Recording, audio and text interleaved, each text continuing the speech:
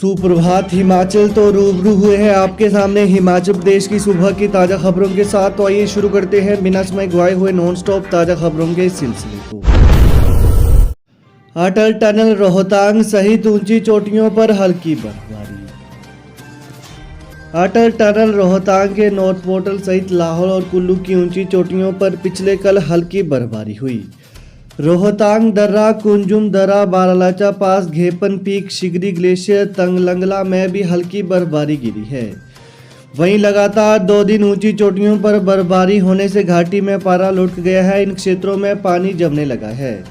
प्रदेश में बदले मौसम ने 9 क्षेत्र का न्यूनतम तापमान माइनस में पहुंच गया है। हिमाचल प्रदेश के कई क्षेत्र कड़ाके की ठंड की चपेट में आ गए हैं।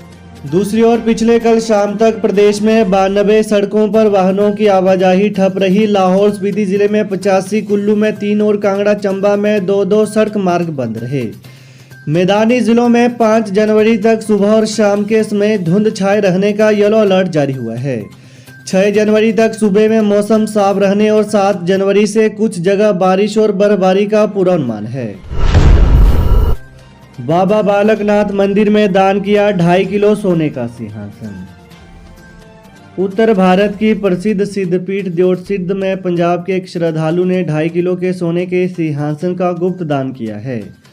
पहले वाले सोने के सिंहासन को मंदिर ट्रस्ट के लॉकर में जमा कर लिया गया है। इसके स्थान पर श्रद्धालु की ओर से अर्पित किए गए नए सोने के सिंहासन पर बाबा बालकनाथ की मूर्ति को स्थापित कर दिया गया है।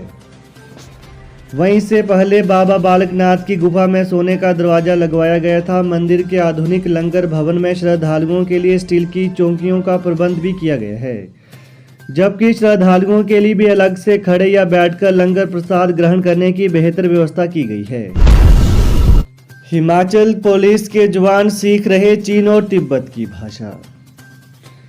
चीन के साथ बढ़ते तनाव, धर्मगुरु दलाई लामा की सुरक्षा और जासूसी के आरोप में चीनी महिलाओं की गिरफ्तारी के बीच हिमाचल पुलिस अलर्ट है। हिमाचल पुलिस सीमा से सटे गांव और तिब्बतियन इलाकों में तैनात होने वाले जवानों को चीन और तिब्बत की भाषा सिखा रही है। यह प्रशिक्षण कांगड़ा जिले के धर्मशाला में दिया जा रहा है। दोनों ही भाषाएं किसी को समझ में नहीं आती है। हिमाचल में 21,000 तिब्बतियन रहते हैं। टाटा सफारी गाड़ी, लैपटॉप और फोटो कॉपियर किए जब्त, 10 भर्तियां संदेह के दायरे में।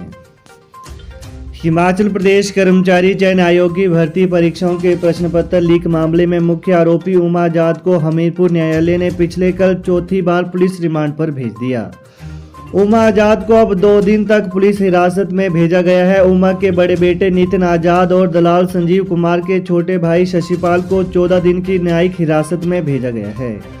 उमा आजाद को विजिलेंस ब्यूरो ने 23 दिसंबर 2022 को JOIT भर्ती परीक्षा का प्रश्न पत्र लीक करते हुए रंगे हाथों पकड़ा था। वहीं 24 दिसंबर को न्यायालय ने 4 दिन की पुलिस हिरासत, 28 दिसंबर को 3 दिन की, 31 दिसंबर को 2 दिन और अब 2 जनवरी को फिर से उमा आजाद को 2 दिन की पुलिस हिरासत में भेजा गया है। सीमेंट विवाद सुलझाने के लिए अब कंसल्टेंट नियुक्त, तीसरे दौर की वार्ता भी विफल। हिमाचल प्रदेश में सीमेंट विवाद को सुलझाने के लिए पिछले कल अदानी समूह और ट्रक ऑपरेटरों के बीच तीसरे दौर की वार्ता भी विफल हो गई है। अब राज्य सरकार की हिमकोन एजेंसी को कंसल्टेंट नियुक्त किया गया है। कंसल्टेंट शुक्ला कमेटी के तय फॉर्मूले के आधार पर माल भाड़े की दरें तय करेगा। वहीं 4 दिन के भीतर कंसल्टेंट अपनी रिपोर्ट सरकार को सौंपेगा। उसके बाद दोनों पक्षों की फिर बैठक बुलाई जाएगी। न्यूयॉर्क पुलिस की तर्ज पर हिमाचल में सुलझाए जाएंगे आपराधिक मामले। प्रदेश पुलिस अब न्यूयॉर्क की तर्ज पर आपराधिक मामलों को सुलझाएगी। राज्य में शांति व कानून व्यवस्था और तेजी से बनाए रखने के लिए हिमाचल पुलिस न्यूयॉर्क पुलिस की कार्यशैली और तकनीकी पर भी काम करेगी। प्रदेश के पुलिस महानिदेशक संजय कुंडू ने यह खुलासा किया। उन्होंने कहा कि अमेरिका की न्यूयॉर्क पुलिस की कार्यशैली और खुफिया तंत्र को अपराधियों के खिलाफ कार्रवाई के लिए बेहद मजबूत माना जाता है। कंधे पर हल, गले में कीटनाशक दवाओं की माला पहनकर सीएम से मिलने निकला साई का किसान। सोलन जिले की दून की साई पंचायत के किसान ने किसान बचाओ देश बचाओ पैदल यात्रा शुरू की है। किसान कंधे पर हल उठाकर और गले में कीटनाशक दवाओं की माला पहनकर पैदल शिमला तक जाएगा। यह यात्रा पिछले कल बद्दी से शुरू हुई। शिमला में मुख्यमंत्री से मिलने के बाद किसान दिल्ली के लिए रवाना होगा।